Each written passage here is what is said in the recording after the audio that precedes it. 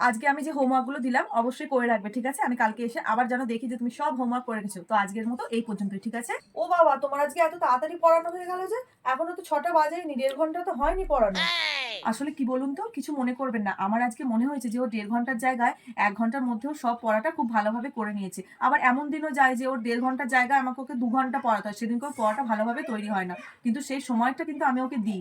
তো গার্জেনরা অনেকটা ভুল করেন আপনারা। তো আপনারা যদি এটা না দেখেন যে টিচার কতটা পড়াচ্ছে সেই সময়টা না দেখে টিচার কি, কি পড়ালো আপনার বাচ্চাকে কতটা তৈরি করে দিল, যদি সেটা দেখেন তাহলে কিন্তু বেশিই ভালো হয়। আচ্ছা ঠিক আছে। তাহলে তুমি এই রবিবার পড়াবে তো? কারণ ওর সোমবার থেকে কিন্তু পরীক্ষা শুরু হয়ে যায়।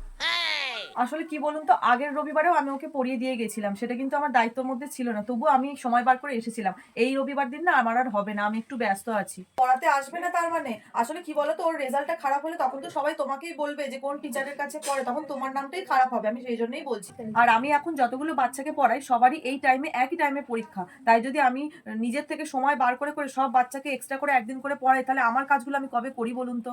আর তাহলে তুমি তো পরশুদিন পড়ালে না। তাহলে সেই পড়াটা তুমি কবে পড়িয়ে দেবে? আর এই যে তুমি পড়াতে বসে একে ওকে তাকে যে তোমার ফোন আসে, ফোন রিসিভ করে, ও তো বাচ্চা, ওর মনে অনেকটা এফেক্ট পড়ে। ও পড়াশোনার দিক থেকে মনটাও কনভার্ট হয়ে যায়। তো সেগুলো একটু না করলেই ভালো হয়। আমার মনে হয় না যে আমার একটা আর্জেন্ট কল আসলে আমি একটু কথা বললে সেটার জন্য আপনার বাচ্চার কোনো ক্ষতি হয়ে যাবে। কারণ আমার কিন্তু রোজ কল আসে না। মাঝের মধ্যে ১ টা ২ টো আর্জেন্ট কল আসতেই পারে।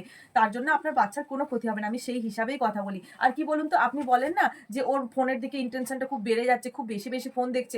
আমার মনে হয় আপনারা যদি একটু ওই দিকটা কম করে দেন তাহলে বোধহয় ওর পড়াশোনার দিকটা কিংবা অন্য দিকে আরো বেশিও ভালো হয়ে উঠতে পারে।